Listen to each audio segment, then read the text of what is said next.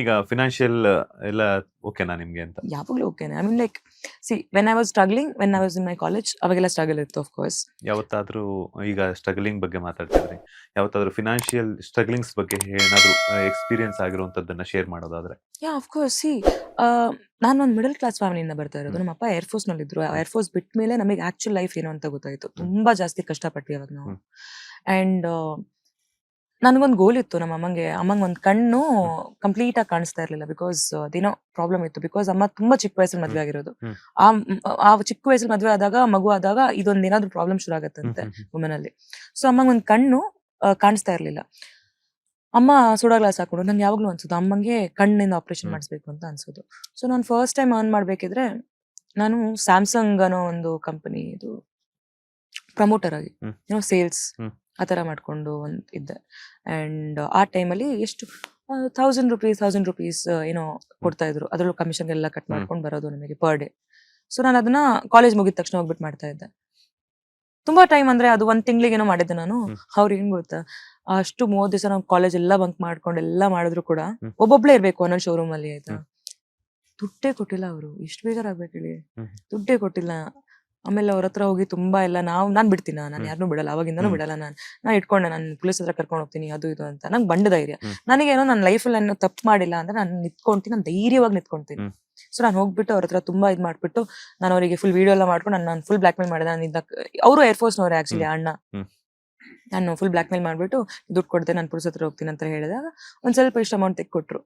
So ಅದರಲ್ಲಿ ನಾನು operation ಮಾಡ್ಸಕ್ಕಾಗಿಲ್ಲ ನಮಗೆ. ಬಟ್ ಅಷ್ಟು ಸ್ಟ್ರಗಲ್ ಇತ್ತು ಆ ಟೈಮಲ್ಲಿ. ಲೈಕ್ ಲೈಕ್ ಏನಾದ್ರು ಒಂದು ಮಾಡ್ಬೇಕು, ಏನಾದ್ರು ಒಂದು ದುಡಿಬೇಕು ಅನ್ನೋದೆಲ್ಲ ಇತ್ತು ಅವಾಗ. ಬಟ್ ನಾನು ಇವಾಗ ವೆನ್ ಐ ಲುಕ್ ಬ್ಯಾಕ್ ಅಲ್ವಾ, ಐ ಜಸ್ಟ್ ರಿಮೆಂಬರ್, ನಾನು ಯಾವತ್ತು ಒಂದ್ ಕಡೆ ನನ್ಗೆ ಕೆಲಸ ಮಾಡಕ್ ಸಿಗತ್ತೆ ಅಂತ ನಾನು ಬೇಡ ಅಂದಿಲ್ಲ. ಅದು ನಿಂತ್ಕೊಂಡು ನಮಸ್ಕಾರ ಮಾಡ್ಕೊಂಡು ಈ ವೆಡ್ಡಿಂಗ್ಸ್ ಅಲ್ಲೆಲ್ಲ ನಮಸ್ಕಾರ, ಪ್ಲೀಸ್ ವೆಲ್ಕಮ್ ಅಂತ ಹೇಳ್ತೀರಾ, ಅದೆಲ್ಲ ಮಾಡಿದೀನಿ. ಅಂಡ್ ನನ್ಗೆಲ್ಲೂ ಗಿಲ್ಟ್ ಇಲ್ಲ ಅದು ಹೇಳ್ಕೊಳೋದಕ್ಕೆ. ಬಿಕಾಸ್ ಅದರಿಂದ this is what I have become. ನನಗೆ ಅರ್ಥ ಆಗತ್ತೆ ನಾನು ಎಲ್ಲಿ ನಿಂತಿದ್ದೀನಿ ಅಂತ. ಈ ಜಾಗದ್ದು ನಂಗೆ ವ್ಯಾಲ್ಯೂ ಗೊತ್ತು. ನಾನ್ ನಾಟ್ ಟೇಕಿಂಗ್ ಫಾರ್ ಗ್ರಾಂಟೆಡ್. ನಂಗೆ ವ್ಯಾಲ್ಯೂ ಗೊತ್ತು. ಇದೇ ಇವಾಗ ನೀವು 3 ಜನ ಇಲ್ಲಿ 3 ಕ್ಯಾಮ್ರಾಗಳಿದಾವೆ, ನೀವು ಇಲ್ಲಿ ಕೂತ್ಕೊಂಡು ನನ್ನ ಇಲ್ಲಿ ಇಂಟರ್ವ್ಯೂ ಮಾಡ್ತಿರ್ಬೇಕಿದ್ರೆ, ಇದೇ 4-5 ವರ್ಷದ ಹಿಂದೆ ನನ್ನ ಚಾರ್ಲಿ ಮೂವಿ ರಿಲೀಸ್ ಆಗಿಲ್ಲ, ಜಸ್ಟ್ ಸೆಲೆಕ್ಟ್ ಆಗಿದ್ದೆ. ಸುಜಯ್ ಅಂತ ಒಬ್ರು ಬರ್ತಾರೆ, ನಾನು ಇಂಟರ್ವ್ಯೂ ತಗೊಂತಾರೆ ನನ್ನ ಮನೇಲಿ ಕೂತ್ಕೊಂಡು. ಆ ವಿಡಿಯೋ ನಾನು ಕಾಯ್ತಾ ಇರ್ತೀನಿ. ನನ್ನ first interview of my life ಆಗಿರುತ್ತೆ. ನನ್ನ ಬಗ್ಗೆ ತುಂಬಾ ಕ್ವಶನ್ ಕೇಳಿರ್ತಾರೆ. ಆ ಒಂದು ವಿಡಿಯೋ ತುಂಬಾ ದಿವಸ ಆದ್ರೂ ಹೊರಗಡೆ ಬರಲ್ಲ. ನಾನು ವೇಟ್ ಮಾಡ್ತಿರ್ತೀನಿ. ನೆಕ್ಸ್ಟ್ ನಮ್ಮ ಪೇರೆಂಟ್ಸ್ ಕೇಳ್ತಾರೆ ಎಲ್ಲಿ ಆ ವಿಡಿಯೋ ಅಂತ. ನಾನು ಕೇಳ್ತೀನಿ ಅವ್ರಿಗೆ, ಏನಾಯ್ತು, ಏನಕ್ಕೆ ವಿಡಿಯೋ? ಮ್ಯಾಮ್ ಅದು ಎಡಿಟರ್ ಸಿಗ್ತಾ ಇಲ್ಲ, ಅಂದ್ರೆ ಎಡಿಟಿಂಗ್ಗೆ ದುಡ್ಡು ಬೇಕಾಗತ್ತಲ್ವಾ, ಅದು ಅಂದ್ರೆ ಕೊಲಾಬ್ರೇಷನ್ ಯಾರು ಒಪ್ಕೊಂತಿಲ್ಲ. Because I am not famous. I am not famous, simple. ಅಂದ್ರೆ ಫೇಮಸ್ ಆಗಿಲ್ಲ ಅನ್ನೋ ಒಂದು ಕಾರಣಕ್ಕೆ ಅಪ್ಲೋಡ್ ಮಾಡಿಲ್ಲ ಅಂತ ಅಲ್ಲ, I am not famous. So who will accept to edit my video? ನೀವೇ ಯೋಚನೆ ಮಾಡಿ.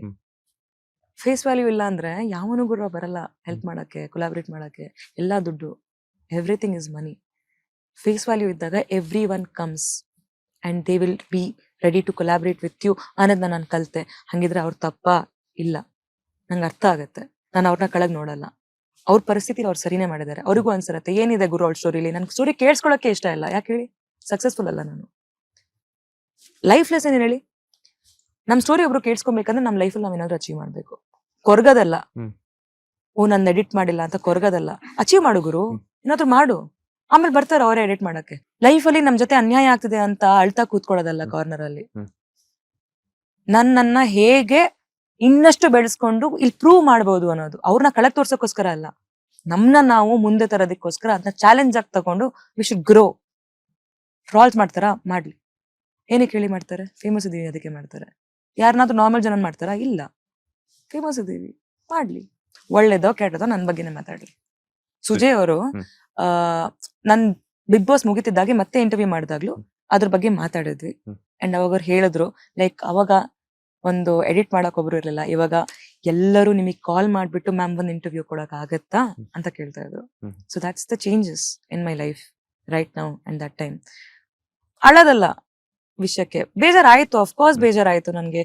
ನಾನಂದ್ರೆ ಇನ್ನೂ ನಾನು ಲೈಕ್ ಇನ್ನೇನು ಮಾಡಕ್ ಆಗಿಲ್ವಲ್ಲ, ನಾನು ಎಷ್ಟು like I am not famous ಅಂತ ಬೇಜಾರಾಯ್ತು ನನ್ಗೆ. C today I have that. And ನನಗೆ ಅರಿವಿದೆ. ನಾನು ಅದನ್ನೇ ಹೇಳ್ತಾ ಇರೋದು. ನಾನು ಈ ಸಿಚುವೇಶನ್ ನಾನು ಅಷ್ಟೇ ರೆಸ್ಪೆಕ್ಟ್ಫುಲ್ ಆಗಿ ನೋಡ್ತಿದ್ದೀನಿ, ಅವ್ರನ್ನೂ ಅಷ್ಟೇ ರೆಸ್ಪೆಕ್ಟ್ಫುಲ್ ಆಗಿ ನೋಡ್ತೀನಿ. ನನಗೆ ಯಾರು ಎಡಿಟ್ ಮಾಡಲ್ಲ ಅಂತ ಅನ್ಕೊಂಡಿದ್ರೋ ಅವ್ರನ್ನೂ ನಾನು ಮತ್ತೆ ಅವರಿಗೆ ಹೇಳ್ತೀನಿ, ಯು ಡೂ ಇಟ್ ಅಂತ. That's life.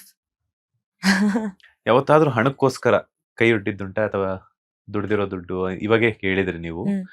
ಈಗ ಹೇಳಿದ್ರಿ ನೀವು ಏನಂತ, ನಾನ್ ದುಡ್ದಿರುವಂತ ದುಡ್ಡನ್ನೇ ನಾನು ಕೊಟ್ಟಿರ್ಲಿಲ್ಲ ಕಾಲೇಜ್ ಡೇಸ್ ಅಲ್ಲಿ ಇದ್ದಾಗ ಅಂತ ಹೇಳ್ಬಿಟ್ಟು, ಅಥವಾ ಇದು ಏನೋ ಒಂದು ಕಷ್ಟ ಅಂತ ಬಂದಾಗ ಕೊಡ್ತೀನಿ ಅಂತ ಹೇಳಿದವರು, ಹೆಲ್ಪ್ ಮಾಡ್ತೀನಿ ಅಂತಂದವರು, ಫ್ರೆಂಡ್ಸ್ ಫ್ಯಾಮಿಲಿ ಮೆಂಬರ್ಸ್ ಅಥವಾ ಯಾರಾದ್ರೂ ಫಾರ್ ರಿಲೇಟಿವ್ಸ್ ಅಥವಾ ಯಾರೋ ಒಬ್ರು ಆತರ ಏನಾದ್ರು ಸ್ಟ್ರಗ್ಲಿಂಗ್ ಏನಾದ್ರು ಇದೆಯಾ?